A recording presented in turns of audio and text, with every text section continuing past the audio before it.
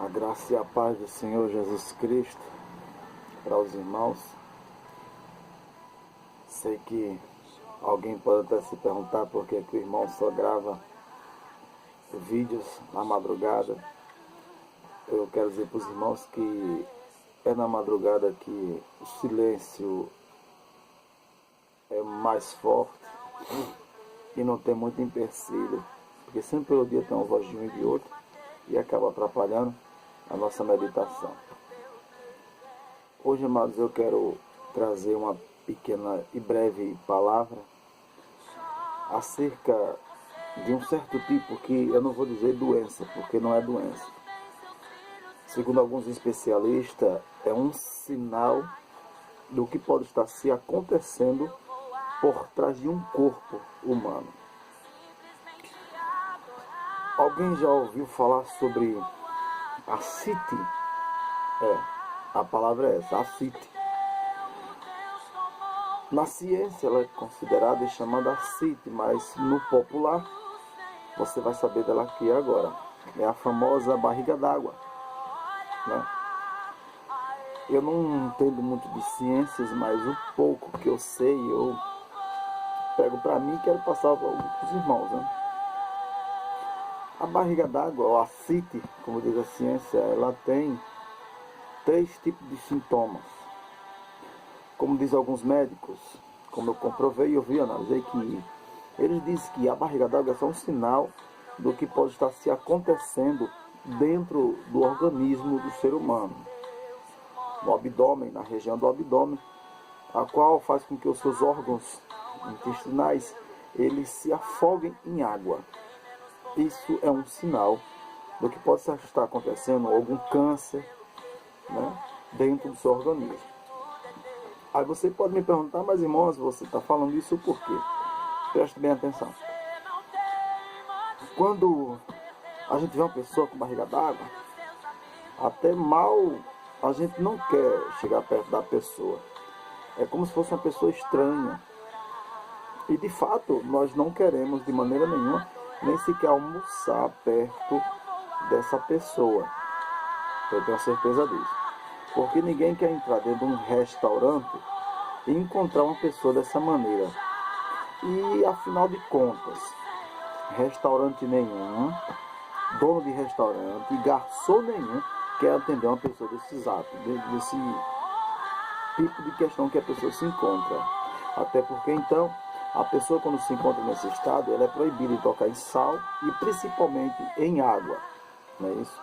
O primeiro sintoma que a pessoa encontra numa pessoa que está desse jeito, não tem condições da pessoa ir frequentar um restaurante nem ter condições de almoçar.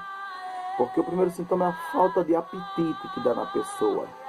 E tendo assim então a falta de apetite, a pessoa não tem aquela vontade de se alimentar de maneira nenhuma. Porque a enfermidade ela atinge de fato aquele apetite que a pessoa se encontrava antes e vindo até emagrecer fisicamente e com aquela barriga enorme. Isso não dá apetite, também é outra questão. Eu não vejo boniteza nenhuma em uma pessoa estar em um restaurante, porque até então ela não vai para um restaurante porque não tem apetite. E ninguém vai dar alimento a essa pessoa de maneira nenhuma. Não é isso? Aí você pode me perguntar, mas onde você quer chegar, irmão? Se nós vamos chegar lá. O primeiro sintoma é falta de apetite. O segundo sintoma é no sistema nervoso da pessoa, com perturbações digestivas. O que é perturbações digestivas? Faz com que aquela pessoa ela não sinta vontade de urinar. A vontade que ela tem, ela restringe, fica dentro de si. Ela não sente vontade de urinar de maneira nenhuma. E o terceiro sintoma é o crescimento desacelerado da barriga. A barriga fica enorme, daquele jeito. Como eu já vi, já presenciei pessoas desse jeito. As restrições, como eu já disse, sal e água é totalmente restrito. E principalmente o álcool. Ninguém pode topar em álcool quando se encontra nesses sintomas. Quando se encontra dessa maneira que a pessoa se encontra. De maneira nenhuma. Vamos lá resumir. Falta de apetite, o sistema nervoso fica com perturbações digestivas, né, prendendo a urina, porque até então fica dentro da pessoa. Aí o que se acontece? O que faz para essa barriga diminuir? O que se acontece? Às vezes, quando chega até um hospital, os médicos eles aplicam uma injeção no local onde a outra seringa vai ser injetada para retirada de fluidos, a retirada de líquido daquela barriga. Mas sendo que depois volta tudo de novo e, consequentemente, a pessoa volta para lá de novo. É isso? Sem ter, de maneira nenhuma, a cura. Agora, o que alguns especialistas dizem é que é o seguinte, que quando uma pessoa se encontra dessa maneira, com a barriga enorme, essa pessoa já se encontra no final da vida. Ela vai para o posto, volta, vai de novo, volta, só para retirada de líquidos e vindo após a falecer. Não sei se você já observou pessoas que se encontram dessa maneira, mas eu já observei.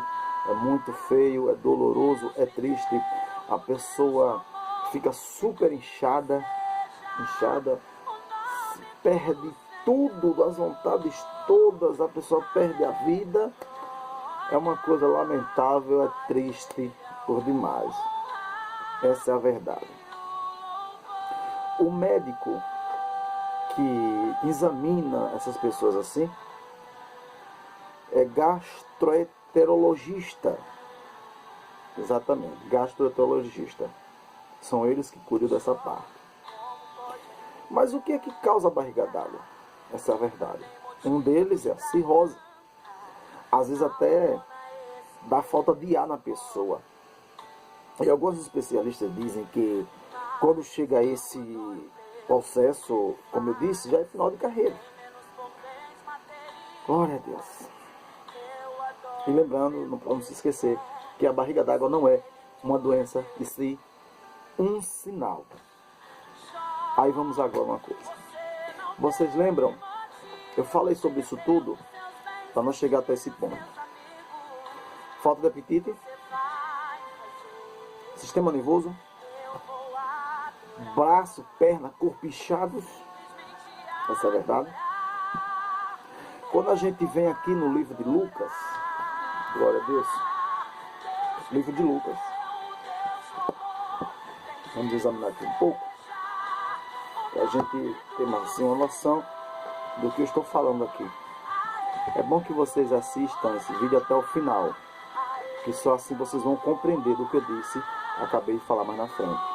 Olha só, Lucas capítulo 14, está escrito assim: certo sábado, chegando Jesus para comer na casa de um importante fariseu. A Bíblia King James fala dessa maneira.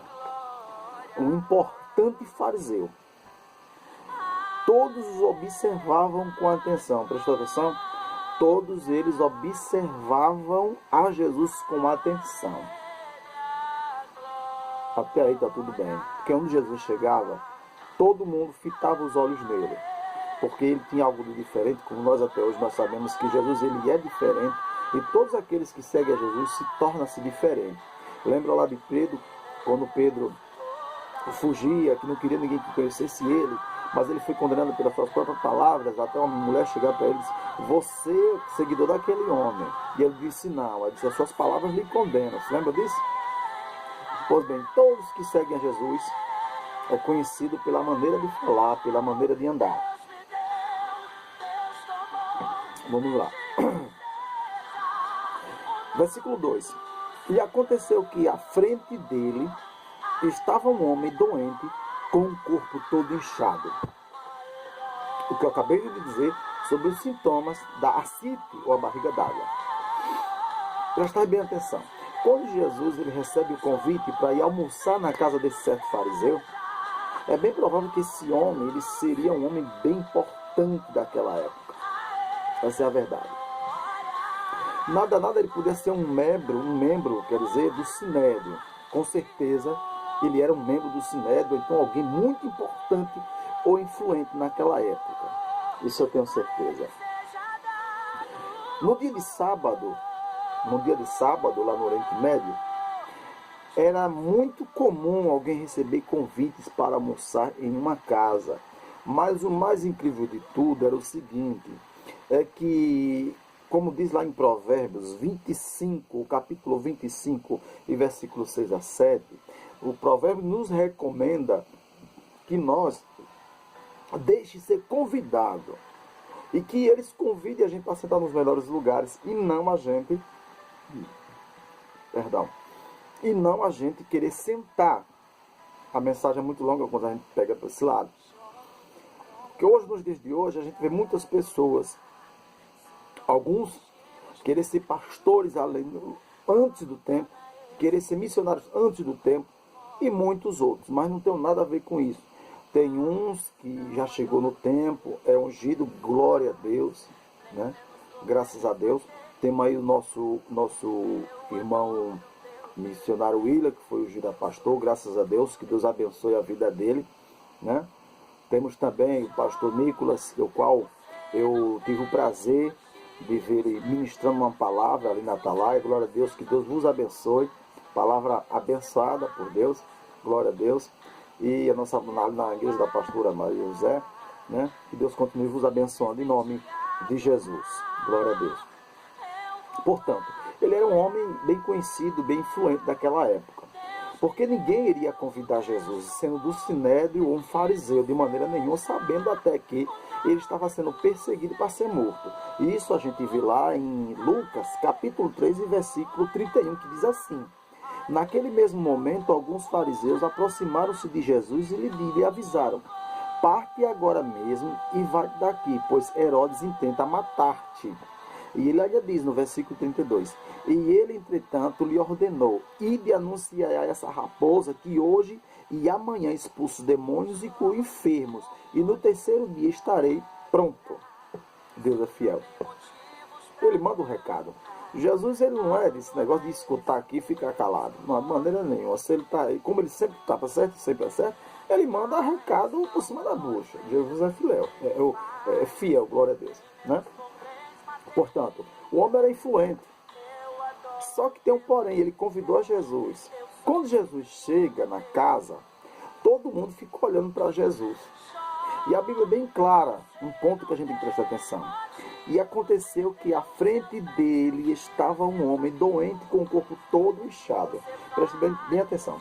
É que quando Jesus entra na casa, o principal e um ponto bem ilustrativo, né? Um ponto bem ilustrativo e algo que assustou todo mundo foi o seguinte: é que quem estava sentado na cabeceira da mesa não era o dono da casa, e sim o rapaz que estava com a cinta, ou seja, a barriga d'água. O homem estava todo inchado, com falta de apetite, com dores horríveis. Aí eu pergunto: qual o propósito? Agora preste bem atenção, irmão. É que o homem ele estava em sua casa. Ele precisava de cuidar dos médicos.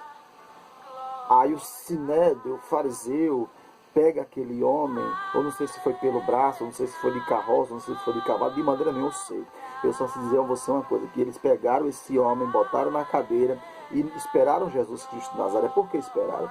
Porque as comidas daquela época eram feitas na sexta e no sábado para estar tudo pronto, ou seja, o projeto para querer pegar Jesus de surpresa, para dizer que ele estava errado, foi feito no outro dia. O que eu quero dizer com isso? O que a palavra de Deus quer dizer com isso, irmão? Tudo aquilo que planejarem contra a sua vida já vem sendo preparado há muito tempo. Já tem muito tempo a ser preparado, mas eu digo a você uma coisa: Deus, ele sempre vai tirar você por cima. Glória a Deus. Não se assuste quando você olhar para um lado, olhar para o outro e ver que prepararam uma para você. Não se preocupe, porque eles vão ser pregados no seu próprio erro, eles vão ser pregados em sua própria forca. Não tem por que se preocupar, não. Deixa com Jesus Cristo de Nazaré que ele resolve. E o melhor de tudo é que eles vão preparar uma mesa para você sentar. Eles vão preparar uma mesa para você se alimentar, mesmo você estando sem apetite. Porque uma coisa Aí quando preparam vamos dizer, que nem no Brasil aqui, Aracaju, Sergipe, uma cocó. Quando preparam uma cilada para você, e você sabe disso, aí o que acontece? Você fica sem apetite, você fica sem dormir, você fica preocupado, mas eu digo a você uma coisa, não se preocupe. O nosso Deus, ele sabe como agir. O nosso Deus, ele sabe como trabalhar. Eu digo a você uma coisa, a cura, ela chega na hora certa, no momento certo. Prestava bem atenção. Para aquele homem ali não tinha solução. A mesa estava posta, tinha comida, mas ele não podia tocar nada com sal. Ele não podia tocar em água de maneira nenhuma. Porque dentro dele já tinha bastante água. O que ele tinha que fazer lá é ir para um médico, ser injetado uma injeção, uma anestesia local, para a seringa vir outra seringa e tirar líquido dele. Entendeu? Agora preste bem atenção. Quando Jesus chega, que vê aquele homem sentado, inchado na mesa, alguns poderiam até dizer, meu Deus do céu, o que é que botaram esse homem aí? Mas para que botaram esse homem aí? Eu e você já sabe qual é a finalidade. De tentarem pegar Jesus na cura de um sábado. E nós sabemos que ninguém pega Jesus de surpresa de maneira nenhuma. Agora, uma coisa que estava em jogo era a saúde, a vida daquele homem. E o mais importante de tudo, como eu disse lá no começo, que a barriga dele era só um sinal do que estava por trás daquele homem. O povo não sabia, ninguém sabia, mas o nosso Jesus sabia que ele poderia estar cometido ali de um câncer. Ele poderia estar cometido ali de uma cirrose. Eu não sei se cirrose alcoólica, que é o normal, que acontece isso de várias vezes. Uma hepatite A, uma hepatite B, uma hepatite C, ninguém sabe. Só sabe-se que ele estava com sinal. Ele era um homem hidrópico, o barriga d'água, então acite. Jesus, ele sabia o que estava por detrás daquilo tudo. Irmão, diga a você uma coisa. O que vier fazer alguma coisa com você, diga a você uma coisa. Jesus, ele sabe de tudo. Ele sabe o oculto e o profundo. No livro de Daniel, capítulo 2, versículo 22, diz que ele é o Deus do oculto e o profundo. Eu digo a você uma coisa, não tenho por que você estar preocupado. Apenas entrega o seu caminho ao Senhor, confia nele e tudo ele fará. Glória a Deus. Aleluia. Ele dá tudo de volta. Tudo que você precisa, ele vai lhe devolver. Glória a Deus. Vamos mais à frente. Veja só. Jesus chega a ver aquele homem inchado naquelas condições. E Jesus não perdeu tempo. Jesus sabia que aquele homem precisaria de uma cura imediatamente. Ele precisaria de um socorro urgente. Você pode estar precisando de um socorro urgente. Eu digo a você uma coisa. O nosso Deus, ele não é cego. Os ouvidos dele não estão tapados. A mão dele não está encolhida para que não possa salvar. E nem dá um cabo disso que está lhe preocupando. Deus, ele só chega na hora certa. Glória a Deus. A Bíblia diz que Jesus Cristo, quando chegou na porta, preste bem atenção, pare só. E acontecendo que à frente dele estava o homem. Estava na frente de Jesus o homem, doente, inchado, não poderia comer, reclamando de dores. A Bíblia diz que estava Jesus e o homem na frente. Agora o mais bonito de tudo é que a casa estava assim cheia de gente. É que ao redor da casa estava cheia de gente. Mas ninguém queria sentar na mesa. Mas o convidado que foi convidado tinha que ir, porque Jesus era um convidado ilustre. Ele não poderia dizer que não, porque era uma desfeita naquela época. Aí o que é que acontece? Jesus, ele não faz desfeita não. Jesus, ele foi. Jesus, ele foi. E o mais maravilhoso de tudo, glória a Deus, é que quando você convida Jesus, eu digo a você uma coisa, ele vai. Eu digo a você uma coisa, você pode estar passando o que for, mas se você convidar Jesus, ele vai. Se você convidar ele para entrar nessa prova, nessa peleja, nessa luta dentro de sua casa, ele vai, ele não perde a oportunidade.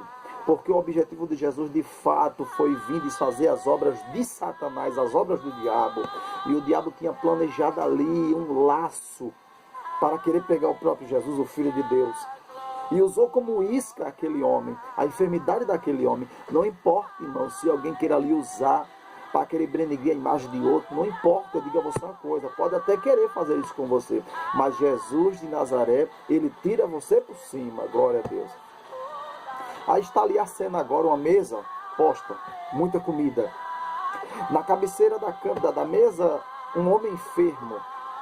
Na frente da mesa, na frente daquele homem, está o dono da vida, Jesus de Nazaré. Jesus olha para aquele homem e vê que ele está sem apetite. Jesus olha para aquele homem e vê que a mesa está posta e ele quer comer. Já tinha tempo que ele não comia, já tinha tempo que ele não tinha uma refeição. até porque a enfermidade não deixava. E estava ali na frente dele o nosso médico Jesus de Nazaré. Como eu disse no começo, aquele homem estava impossibilitado de estar naquele almoço. Não era para aquele homem estar naquele almoço, segundo a ciência. Mas o nosso Deus, Ele é o Deus que sabe de todas as coisas. Aí a Bíblia diz que Jesus estava frente a frente na mesa com aquele rapaz. Os fariseus e todos que ali estavam, ninguém falou mais nada, só esperou Jesus entrar. Quando Jesus entrou no negócio, Jesus, quando olhou para aquele homem, ele indagou: mestre, é permitido ou não curar no sábado? Jesus faz essa pergunta para todos eles. É permitido curar no sábado? Eles, todavia, ficaram em silêncio. Em outras palavras, eles sabiam que Jesus ia fazer alguma coisa. Jesus fez uma pergunta: é lícito pela lei curar no sábado?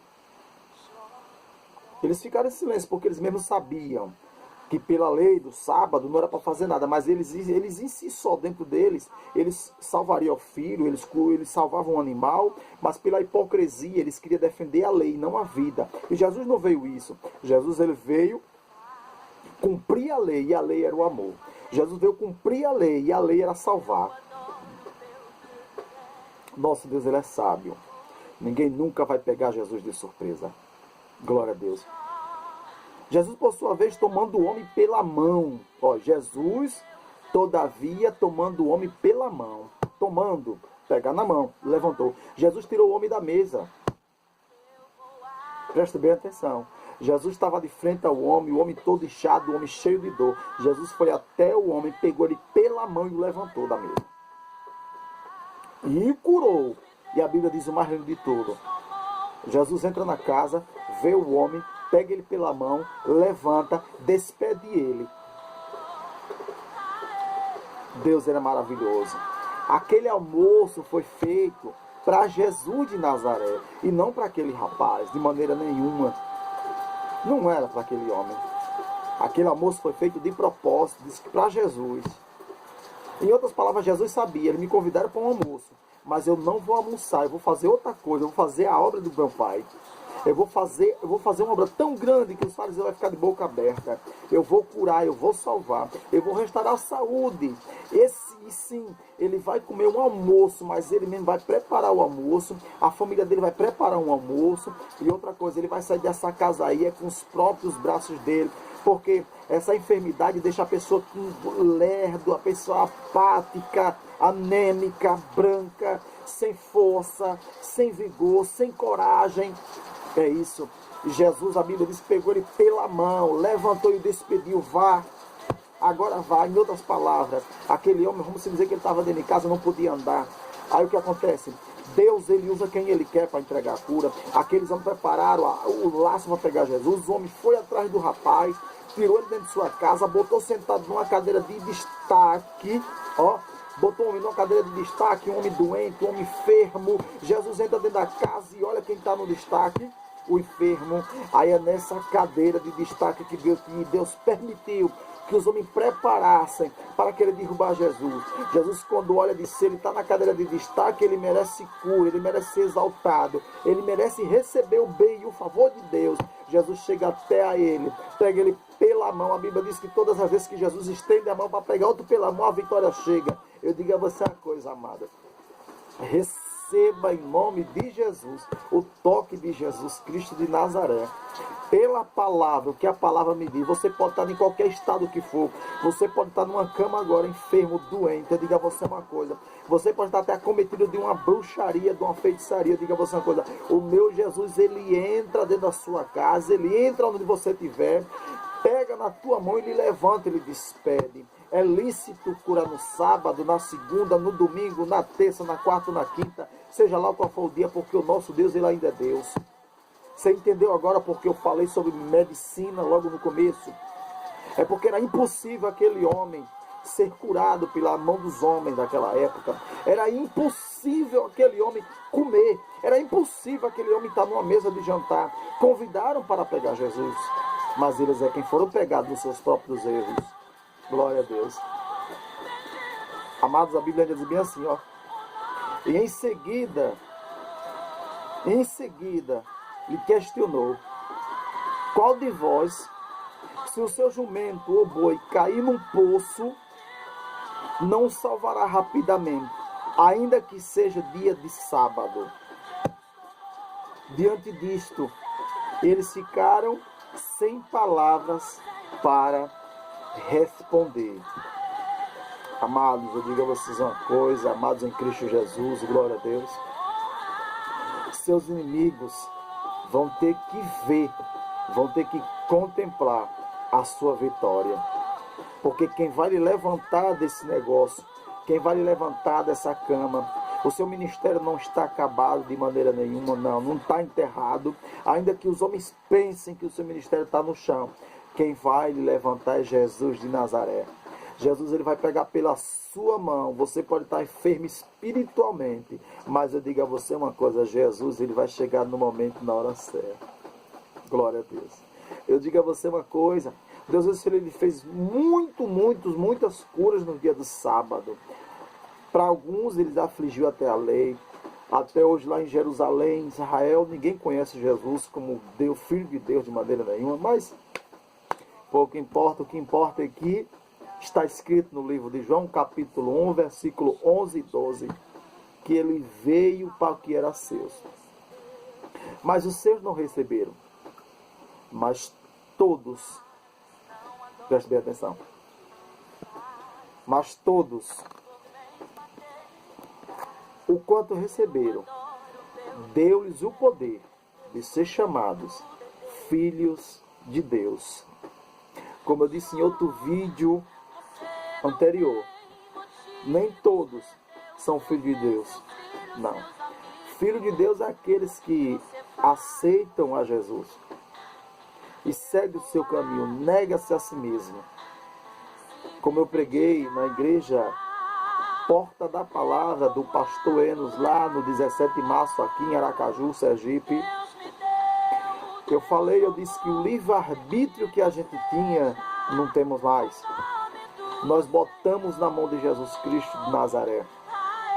Mas se você quiser de volta ao livre-arbítrio, só é você virar as costas para Jesus e fazer o que você quer da sua vida. O apóstolo Paulo, ele mesmo disse: aquilo, glória a Deus, que eu tinha, não tenho mais. Não vivo mais eu, mas Cristo vive em mim. O apóstolo Paulo, ele mesmo dizia que ele era preso. Ele era prisioneiro do Evangelho, preso de Cristo. Ou seja, uma pessoa encarcerada, uma pessoa presa, ele só bebe água se o carcereiro dá. Ele só come se o carcereiro dá. Em outras palavras, Paulo estava dizendo isso. Eu só bebo se ele me der. Eu só como se ele me der. Eu só visto se ele me der. Eu só durmo se ele me conceder. Paulo estava dizendo isso.